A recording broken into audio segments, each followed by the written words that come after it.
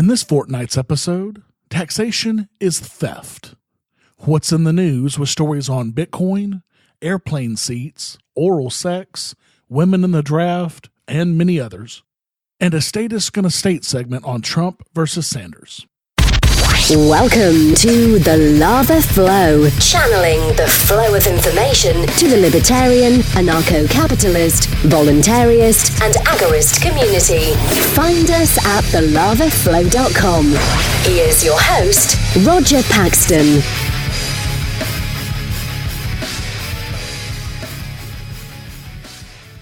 Thank you for joining me this week, coming to you from the state that is the home of the first free public library in the country. This is the show that will bring you the people, places, and events that everyone in the Liberty Revolution needs to know.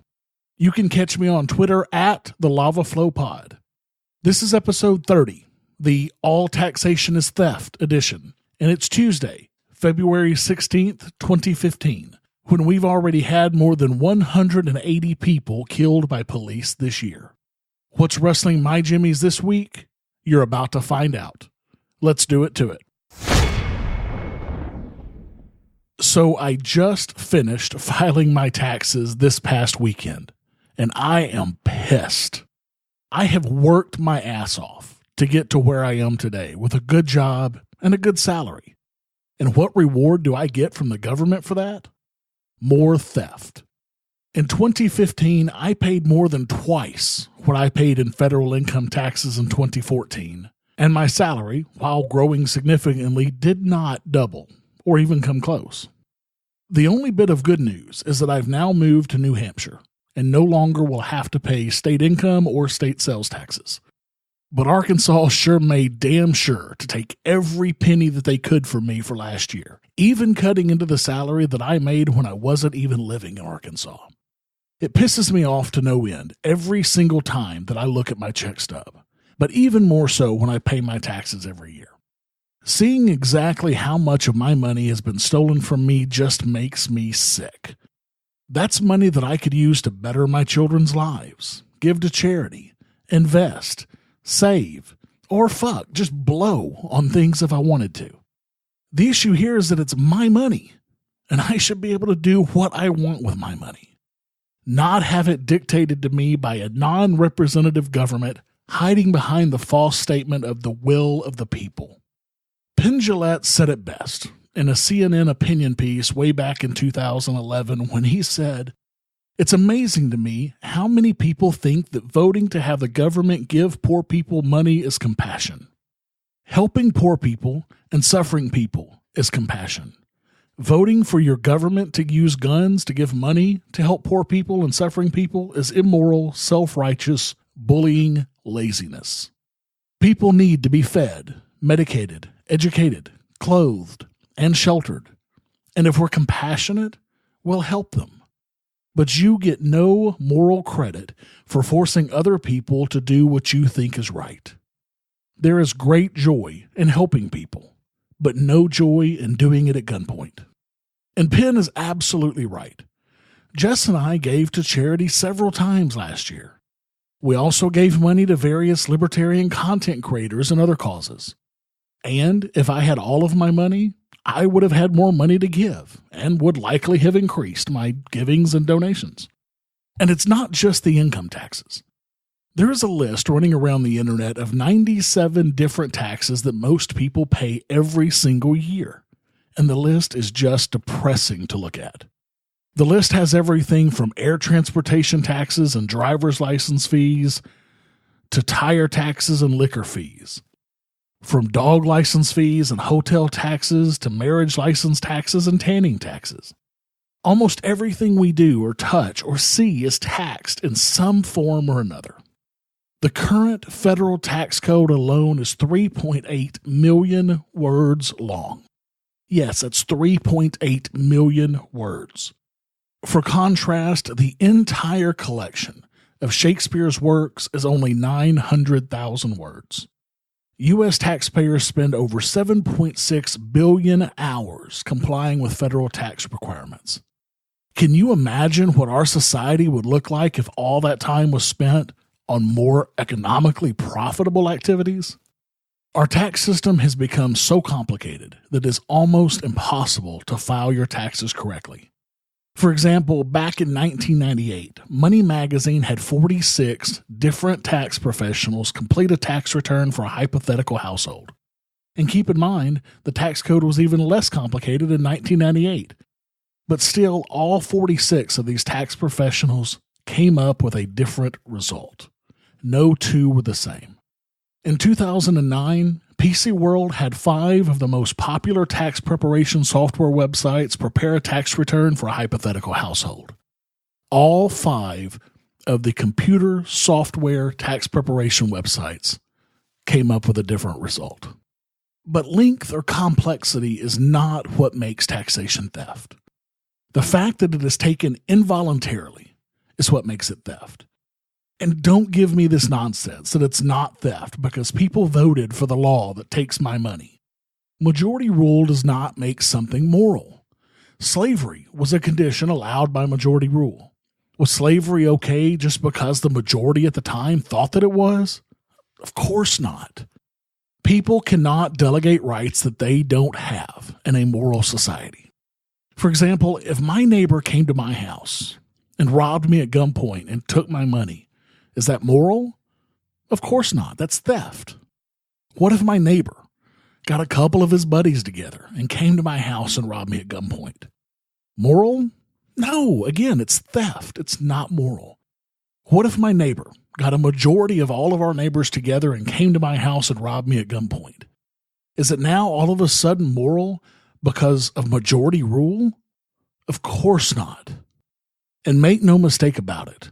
Taxation is theft at the point of a gun. Try not paying your taxes. First, they'll fine you. Then they'll garnish your wages and take your bank accounts. If that's not enough to pay it, then they will send men with guns to your house and take you and lock you up in a cage. Just ask Wesley Snipes.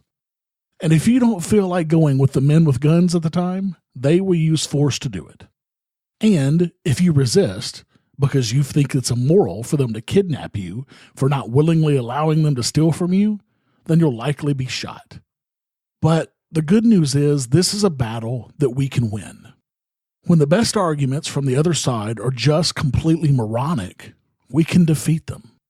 I've read some of the most idiotic statements in my life about why taxation is not theft in the last few days.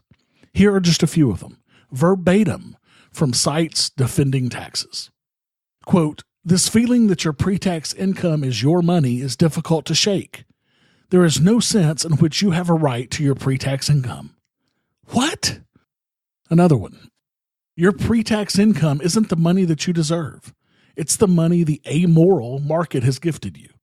A government may have cause to respect the whims of the market as a matter of practical necessity, but the state has no moral reason to respect the whims of the market." What? Oh my God. And next, it is not theft if you receive something in return. I mean, this one takes the cake. So if somebody steals my car and drops $1,000 on the ground where it stood, all of a sudden, it's not theft. Bullshit. And here's the last one. Think of taxes as like paying rent.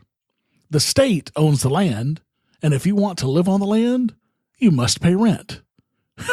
What the fuck? Yes, these people actually exist. With mental giants such as these on the other side, we can easily defeat the logic of taxes. But logic isn't the part of the brain that most people use, unfortunately. The good news is that we have the moral high ground here. Just as with slavery or any other immoral law, holding the moral high ground and sticking with it is the best recourse to achieving relief. Exercise your free market muscles by going to thelavaflow.com/support and giving a per episode donation of as little as $1 an episode, or use Bitcoin. Get exclusive content, rewards, and help the Lava Flow become fiscally neutral while providing you more content. thelavaflow.com/support. What's in the news? The news you need to know from a libertarian perspective. In New Age money news, one of the largest banks in the world, French bank BNP Paribas, says the technology underpinning Bitcoin has the potential to make existing companies redundant, a huge admission from one of the world's biggest banks. Analyst Johan Palchada writes in the company's magazine that Bitcoin's blockchain, the software that allows the digital currency to function, quote, should be considered as an invention like the steam or combustion engine, end quote, that has the potential to transform the world of finance and beyond. Palchada says that if this type of technology is applied to securities trading, the world of buying and selling company shares, then, quote, existing industry players might be redundant. If investors can trade shares directly with each other in a system that has a layer of trust built into it, then middlemen, stockbrokers basically, aren't needed anymore. NASDAQ is already currently experimenting with the blockchain today. Keep an eye out on this one. In Feeling the Squeeze news, Democrat Congressman from Memphis, Tennessee, Steve Cohen, introduced a bill last week urging the Federal Aviation Administration to establish minimum seat sizes for airline passengers. Quote, consumers are tired of being squeezed both physically and fiscally by airlines, Cohen, a member of the House Transportation and Infrastructure Committee's Subcommittee on Aviation, said in a statement. Shrinking seat sizes isn't just a matter of comfort, but safety and health as well, he said. Quote, the Federal Aviation Administration requires that planes be capable of rapid evacuation in case of emergency, yet they haven't conducted emergency evacuation tests on all of today's smaller seats.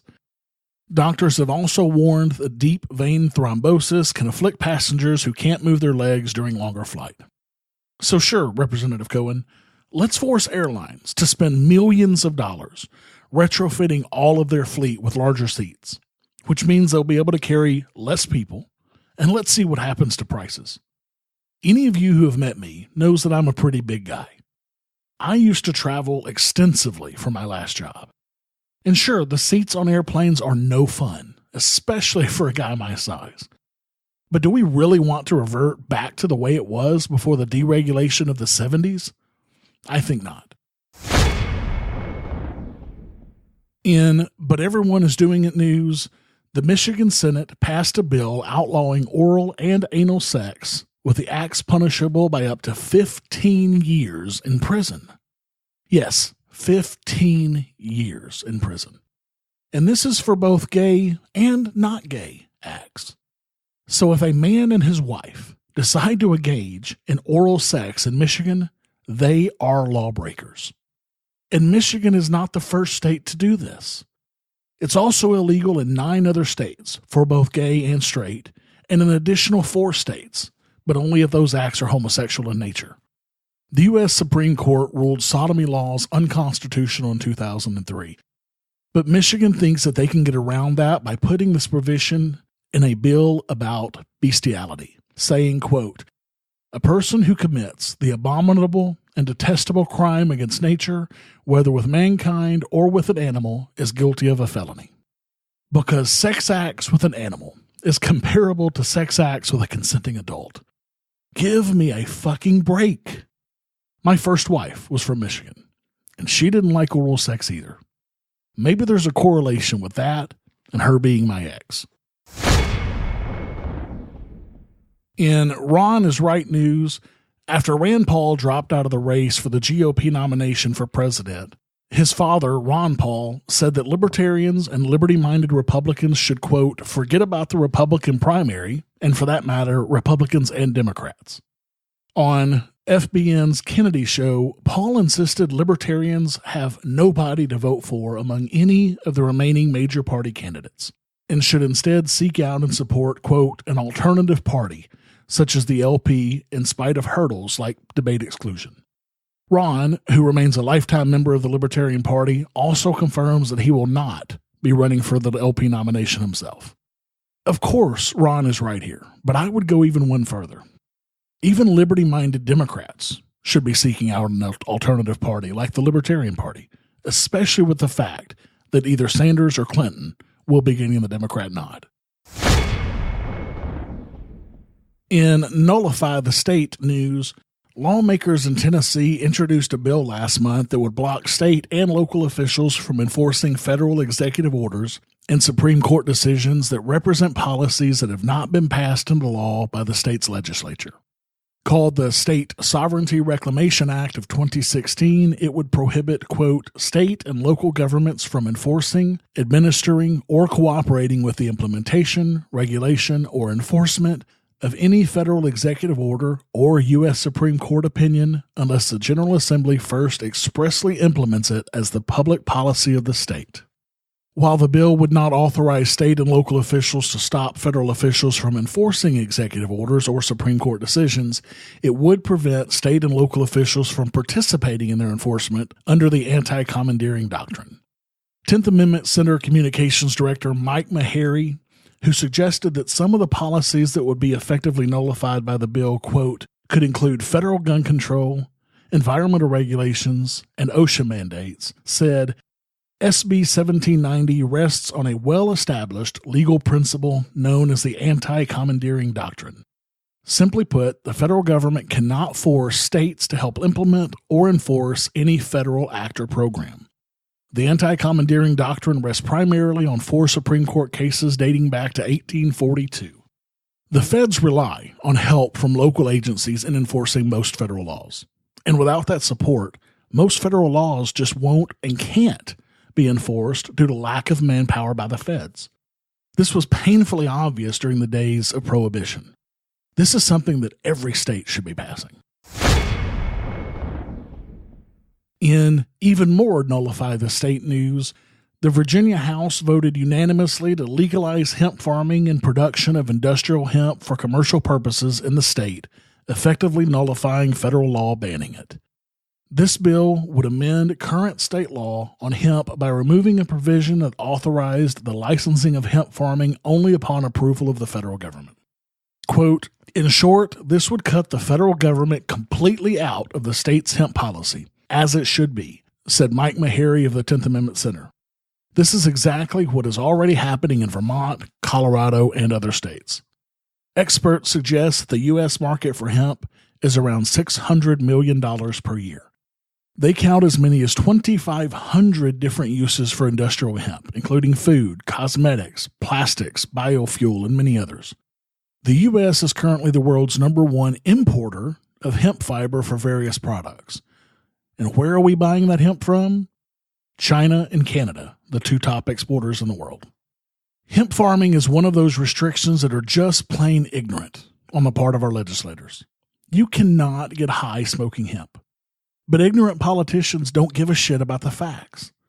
They only care about control and power. We need hemp farming in this country now. In a future show, I plan to break down the history and facts on hemp, so be on the lookout for that one. In equality news, the Marine Corps Commandant and Army Chief of Staff told the Senate recently that they believe women should be required to sign up for the military draft now that they are being integrated into all combat positions. Marine General Robert Neller and Army General Mark Milley testified there should no longer be an exemption for women in the Selective Services Program, while Navy Secretary Ray Mabus said the opening of combat roles has raised the need for a national debate. And this is where the equality movement leads. Not with more freedom, but less. We should be removing the draft completely, not expanding the damn thing. I talked about equality last episode of The Lava Flow, which you can listen to at thelavaflow.com/29. I have the great pleasure of being friends with Paul Jacob, a man who spent 5.5 months in federal prison in 1985. The longest sentence for any American draft resistor since the Vietnam War, after he was convicted of violating the Selective Service Act. He is one courageous individual. In The Government Can't Do IT Right, the IRS stopped accepting electronically filed tax returns for 2 days because of problems with some of its computer systems. A hardware failure forced the shutdown, and the IRS says the outage could affect refunds. It seems like the government never can seem to do IT right at all. First Obamacare, IRS, what's going to be next? I bet that if it really tried, the free market could come up with a foolproof way to make sure that they got paid. In the most imprisoned country on earth news, a record 149 people were cleared in 2015 for crimes that they didn't commit, the largest number in history. 139 were exonerated in 2014. Quote, that there is an impetus at all to address the underlying problems that create false convictions is, of course, good news, said Samuel Gross, a University of Michigan law professor who helped write the report. Quote, but the other side is equally important, probably more so. When you see this many exonerations, this means that there is a steady underlying problem. We now know that this happens on a regular basis. Here are some patterns that the organization found in 2015 exonerations. About 40% of the 2015 exonerations involved official misconduct. That's a record. Almost 20% of exonerations in 2015 were for convictions based on false confessions. Another record. Those cases overwhelmingly were homicides involving defendants who were under 18, intellectually disabled, or both. Now, this brings up what we talked about a couple of episodes ago with making a murderer, and of course the West Memphis 3 issue as well. More than 40% of people exonerated in 2015 were convicted based on guilty pleas made by an innocent defendant, a record. The majority of these cases involved drugs. Some were homicide cases. In about half of the exonerations in 2015, no crime was actually ever committed by the people put behind bars. Another record, according to the report. Many of last year's exonerations involved flawed or invalid forensic evidence.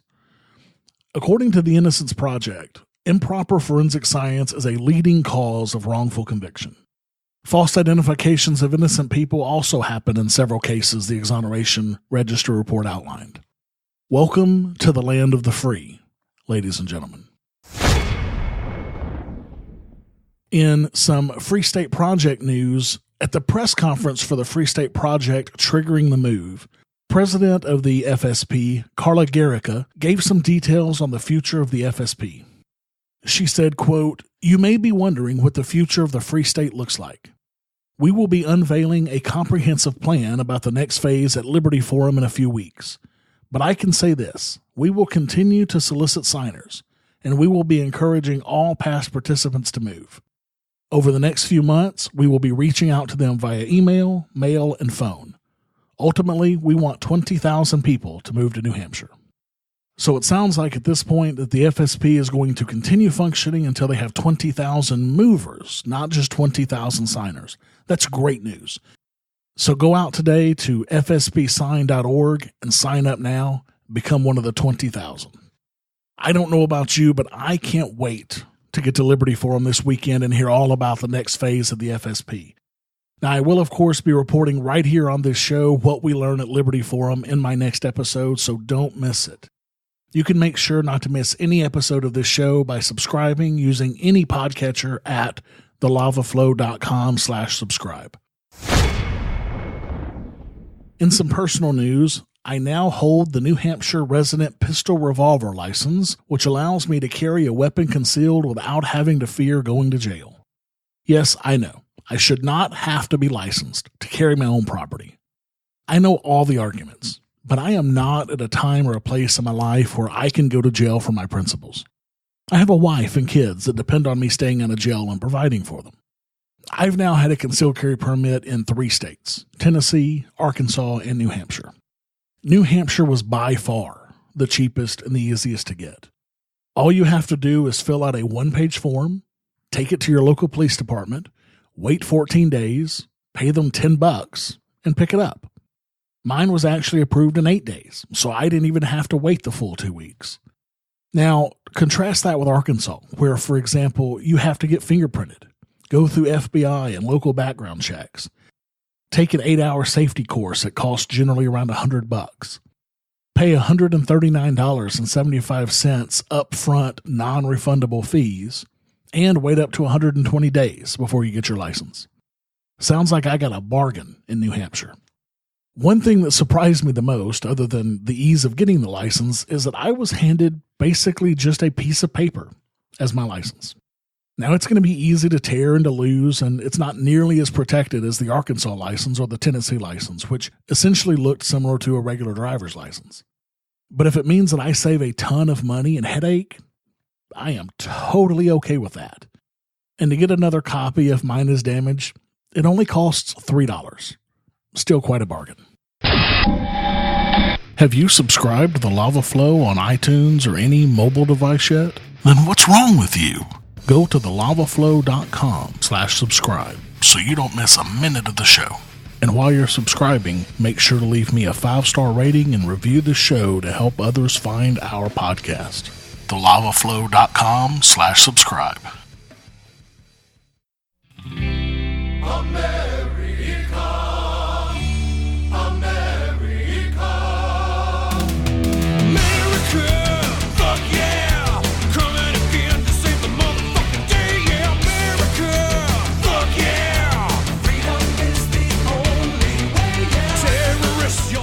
Statists Gonna State.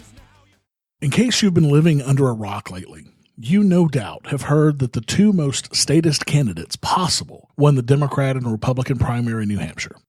The fascist-sounding Donald Trump won the Republican primary with 35.3% of the vote, which was 20% higher than his closest competitor. Self-proclaimed Democratic Socialist Bernie Sanders won 60.4% of the vote, with Clinton only receiving 38%. In episode 14 of this show, I said, quote, I am going to go out on a limb here, but I believe Bernie Sanders will win the Democrat nomination for president, end quote. I still stand by that. Even with Hillary getting the vast majority of the superdelegates, at this point it is Bernie's race to lose. He is far more charismatic than Hillary, and he isn't facing jail time. He is just way more likable, and he is promising the country the moon.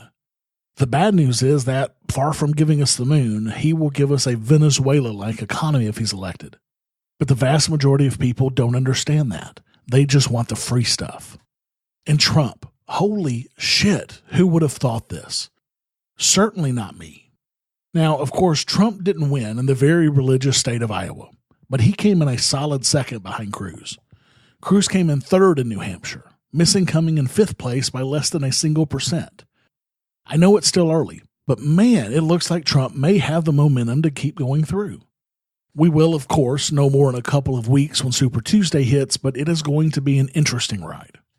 I've seen several people on Facebook calling out the Free State Project for this loss and saying, quote, so much for the Free State Project.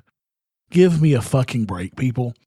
First of all, the FSP just triggered the move 2 weeks ago. As of this writing, there are currently 1,917 FSP participants in the state and 2,596 in-state friends of the FSP. When those numbers add up to more like 10,000, there will be much more traction. And making such ignorant comments completely ignores the many, many local victories that the FSP has already had. As Carla Garrica said at the press conference announcing the 20,000 signers, quote, nearly 2,000 people have already made the move. With just 10% of the numbers of the ultimate 20,000 movers, these early movers, working as individuals, have already expanded liberties in New Hampshire. Some run for office. Over the past decade, 40 Free Staters have been elected to the State House. These representatives have worked on issues like legalizing same-sex marriage, cutting the budget, expanding school choice options, and passing life-saving drug reform legislation. Others bring or start new businesses, creating jobs. Many buy and invest in real estate, more than $30 million worth of real estate to date. The world's first Bitcoin ATM was invented right here in Manchester by Free Staters. Many of our participants are techies, and a startup culture abounds. Others practice civil disobedience to raise awareness about issues like drug prohibition and regulatory licensing, both which disproportionately negatively impact the poor. Others, like me, fight back in the courts. In 2014, I prevailed against the town of Ware in my landmark First Circuit Court of Appeals case. This precedent-setting case affirmed the right to film police encounters, even, as in my case, the camera isn't functioning, which means every person should always point a smartphone towards a police encounter. My case has positively influenced the rights of millions of residents in several New England states and Puerto Rico. And if you have never heard of Carla's case against the town of Ware, you should definitely go check it out. It's great stuff. There are lots of other examples as well, and this is only a small segment that Carla gave. Most Free Staters, including myself, couldn't give two shits about who the president is, Statist A or Statist B. The only reason I pay any attention to it at all is because I have a podcast where I present political news. We're making changes on the ground locally here in New Hampshire, where things really impact the way that we live. The interesting thing to pull out of this primary in New Hampshire is that both winning candidates are outsiders in their respective parties. Bernie is one of two independent candidates in the Senate, and the longest ever serving independent in that body. Trump, on the other hand, is wish-washy, going to whatever party suits his interest at the time. He was a Democrat until 1987, then a Republican from 87 to 99. Then he switched to the Reform Party from 99 to 2001, then back to the Democrats from 01 to 2009, then to the Republicans from 2009 to 2011. And he was an independent from 2011 to 2012, and back to the Republicans from 2012 until the present. Jesus, I'm a little bit dizzy now. The point is, neither of these candidates are party insiders, nor beholden to their respective parties. This is attractive to a lot of people who also are not beholden to parties, and they came out in spades last week. From the perspective of freedom by destruction of the state, are there any two candidates who can bring about the destruction of the state any faster than these two? I don't think so. Either of these candidates will be so divisive, and issues that they would bring up as president would be so damaging that both would be more likely to bring about the eventual heat death of the state in this country just a little bit faster. Now that's something that I can get behind 100%.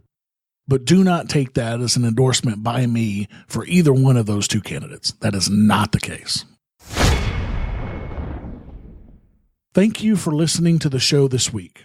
As always, I need to thank my favorite boss, Jessica, for her help with this show.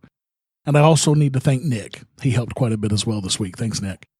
For the show notes to this episode, where I put links and other information that's been on the show, go to thelavaflow.com/30. I have no new iTunes reviews this week. This makes me sad. If you don't want me to be sad, you can go give me a review right now at thelavaflow.com/iTunes.